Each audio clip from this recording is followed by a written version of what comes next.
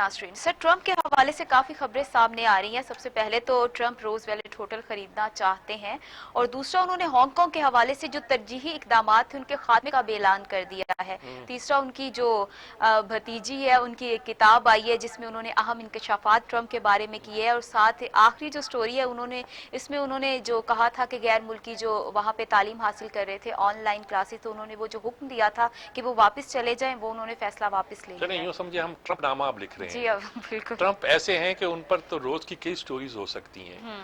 वो कुछ ना कुछ करते रहते हैं, कुछ ना कुछ बोलते रहते हैं और कुछ जो होते हैं ट्वीट कर देते हैं और उनके पीछे एक खास किस्म की सोच, एक खास किस्म की फिक्र, एक खास किस्म का अंदाज होता है। अच्छा, वो बहुत बड़े प्रॉपर्टी के डीलर हैं, मलिक रियाज है वहाँ के, मैंने एक बार हंसते हुए कहा था तो वो बहुत बड़ा उनका कारोबार है, बड़ी बड़ी बिल्डिंग, उसको पता भी नहीं। कहते हैं एक बार जा रहे थे, उन्होंने कहा कि ये बिल्डिंग बहुत अच्छी है, हमें इसे खरीद लेना चाहिए। तो उसके साथी जो बैठे हुए उन्होंने कहा सर ये हमारी ही है। अच्छा, तो ये भी नहीं पता उसको कि कितनी जायदाद उसकी है, क्या है क्या नहीं है। तो अब उसने गालबन इस बात का इंदिया दिया होगा जब हमारे सरकारी जराए उसकी तरदीद करते हैं कि हमें नहीं पता, फॉरेन अफेयर्स कहता हमें नहीं पता, क्योंकि ये टेक्निकल सा मामला है ना कि अगर ट्रंप इसमें इंटरेस्टेड है तो वहाँ ये शुरू हो जाएगा कि करंट इनसे होटल खरीदना चाहता है, इसलिए इनको मराहत दे रहा है, रियायतें दे रहा है, इनको फायदे पहुँचा रहा है, इनका साथ दे रहा है, नरमी दिखा रहा है पाकिस्तान के साथ। तो वहाँ तो इस तरह की बातें हो जाती है ना। उन्होंने कहा हमें तो नहीं पता, किसी को पता होगा, लेकिन ये कहने वाले जो हैं वो वही जराए हैं जो पीआई। असल में एक कहानी, एक दास्तान और भी शुरू हुई है ना जी। और गुलाम सरवर ने ये कह दिया कि जनाब हमारे पायलट जो है उनकी डिग्रियां जाली हैं। सिविल एविएशन ने कहा जी हमारे किसी पायलट की डिग्री जाली नहीं है, असली है, हमने जारी की है। एक दो के बारे में सवाल थे कुछ, वो हम उसको सॉर्ट आउट करें, लेकिन जाली का लफ्ज इस्तेमाल करना जो है ना, ये बड़ी बेवकूफ़ी की बात है, जिसकी वजह से हमारी एयरलाइन को बहुत तबाही हुई, बड़ी सूरत हुई। रोजवेल्ट होटल अब हमारी हुकूमत कहती है ना हमें बेचना चाहती है, ना किसी के साथ लीज पे देना, हुकूमत कहती है लीज पे देना चाहते हैं, दूसरे अपोजिशन कहती है लीज पे भी नहीं दो।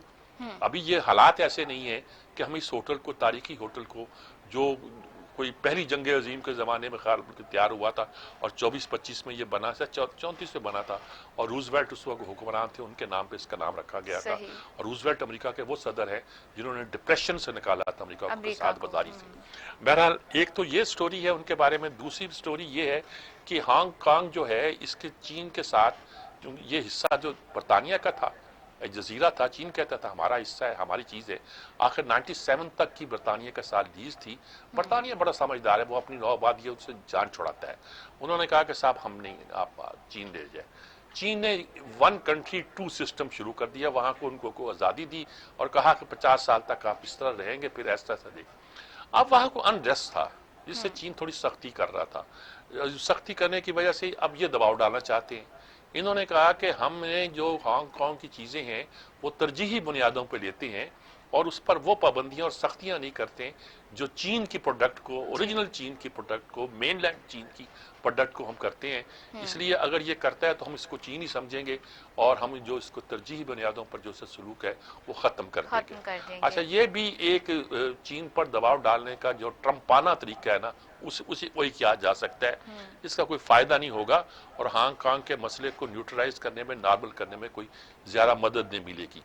तीसरी उनकी एक भतीजी ने किताब लिख दी है, उसमें बड़ी बड़ी बातें हैं, लेकिन मुख्तर ये है कि उसने कहा ये बड़ा खतरनाक आदमी, हाँ जी, झूठा है, पता नहीं क्या क्या है। अच्छा, ये बात कोई वो भतीजी करती है इसलिए ज़्यादा अहम है, लेकिन और लोग भी बहुत से करते हैं, इसके पुराने साथी करते हैं, वो लोग जो इसके साथ रहे हैं वो ट्रंप को। अब अमेरिका की भी एक इम्तहान है कि दूसरी बार क्या वो ऐसे शख्स को मुंतखब करते हैं।